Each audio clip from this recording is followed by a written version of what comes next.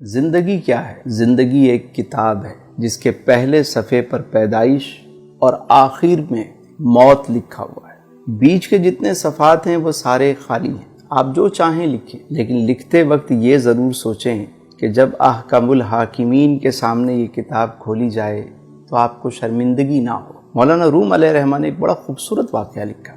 آپ فرماتے ہیں کہ ایک شخص کو ایک قیمتی ہیرا ملا، انمول ہیرا۔ وہ اسے لے کر جوہری کے پاس گیا اور کہا اس کی قیمت کیا ہوگی؟ تو جوہری نے اسے دیکھا تو کہا کہ میں اپنی پوری دکان بھی دے دوں تو اس کی قیمت ادا نہیں ہو سکتی، اس پورے سرافہ بازار میں کوئی بھی اس کی قیمت نہیں دے سکتا۔ تم ایک کام کرو، اس کو لے کر بادشاہ وقت کے پاس جاؤ، ہو سکتا ہے وہ اس کی قیمت دے دے۔ وہ شخص وہ ہیرا لے کر بادشاہ کے پاس گیا۔ بادشاہ نے جب اسے دیکھا تو وزیر سے پوچھا اس کی مالیت کیا ہے؟ بادشاہ کو بتایا گیا بادشاہ سلامت اگر ہم اپنا تخت و تاج بھی دے دیں تو اس کی قیمت ادا نہیں ہو سکتی، یہ ایک انمول ہیرا ہے۔ بادشاہ نے کہا بھائی کسی قیمت پہ بھی مجھے چاہیے۔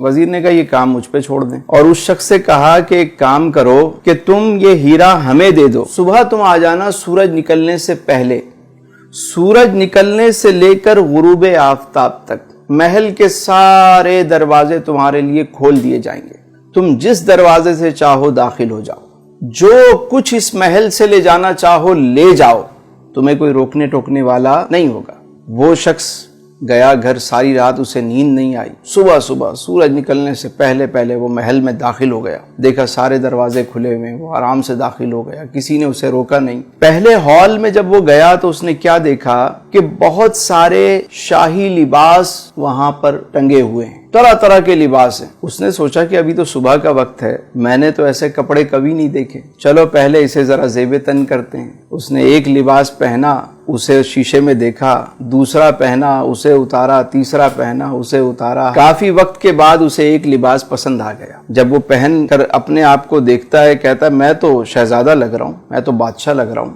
اب وہ آگے چلا، آگے جب گیا تو وزیر موصوف نے کیا کیا، دوسرے ہال میں طرح طرح کے شاہی کھانے چنے ہوئے، دسترخوان لگا ہوا ہے اور تازہ کھانے پکا کے رکھے گئے ہیں، خوشبو آ رہی ہے۔ اب یہ شخص پوری رات کا جاگا ہوا، بھوک سے اس کا برا حال تھا۔ اس نے جب ایسے کھانے دیکھے تو اس کی بھوک اور بڑھ گئی، ایک کھانے پہ ٹوٹ پڑا، کبھی اسے کھا رہا ہے، کبھی اسے کھا رہا ہے، کبھی اسے۔ جب اس نے سیر ہو کر کھایا، شکم سیری ہو گئی، تو پھر یہ آگے چلا۔ اگلے ہال میں کیا منظر دیکھتا ہے کہ وہاں شاہی بستر لگا ہوا ہے، کنیزیں جو ہیں وہ پنکھے لے کر کھڑی ہوئی۔ اس نے سوچا کہ ابھی تو صبح کا وقت ہے، ابھی تو بہت وقت پڑا ہوا ہے، کیوں نہ میں تھوڑی دیر آرام کر لوں۔ یہ شاہی بستر پر لیٹتا ہے، کنیزیں پنکھا جلتی ہیں، اور یہ جو پوری رات کا جاگا ہوا، پیٹ بھر کے کھانا کھایا ہوا، اب جب یہ سویا تو اللہ طول اچانک اس کی آنکھ کھلی تو دیکھا کہ دربان اس کو اٹھا رہے ہیں۔ جیسے ہی اس کی آنکھ کھلی انہوں نے کہا بھائی وقت ختم ہو گیا، سورج غروب ہو گیا،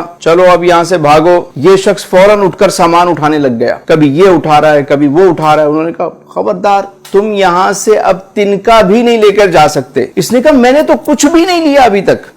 تمہاری مرضی، وقت ختم ہو گیا۔ اٹھا کے اس کو محل سے باہر پھینک دیا۔ مولانا روم فرماتے ہیں کہ جس طرح اس شخص کو قیمتی ہیرا ملا، انمول ہیرا، اور اس نے اسے ضائع کر دیا۔ اگر وہ چاہتا تو سارا دن بجائے اچھے لباس پہننے کے، اچھے کھانے کھانے کے، ایک معقول لباس پہن لیتا، مختصر سا کھانا کھا لیتا اور آرام کی قربانی دے دیتا، اور وہ سامان اٹھا کے باہر رکھتا رہتا۔ جب شام کو وہاں سے نکالا جاتا تو اس کا اپنا محل تیار ہو چکا ہوتا، لیکن اس نے اپنے انمول ہیرے کو ضائع کر دیا۔ اسی طرح ہم دنیا میں آئے ہیں تو یہاں پہ ہم اچھے لباس، سوٹڈ بوٹڈ، بس ہمارا مرنا جینا جو ہے وہ بس لباس پہ ہے۔ کچھ زندہ رہنے کے لیے کھاتے ہیں اور کچھ کھانے کے لیے زندہ رہتے ہیں، مقصد ہی کھانا ہے، کھائے جا رہے ہیں، اور اس کے بعد سونے میں وقت ضائع ہو جاتا ہے۔ یاد رکھیے جب موت کا وقت آتا ہے نا تو انسان کہتا ہے کہ مجھے تھوڑی سی مہلت دے دو، میں 2 رکعت نفل ادا کر لوں۔ اے فرشتوں مجھے کچھ موقع دو کہ میں 1 مرتبہ سبحان اللہ کہوں،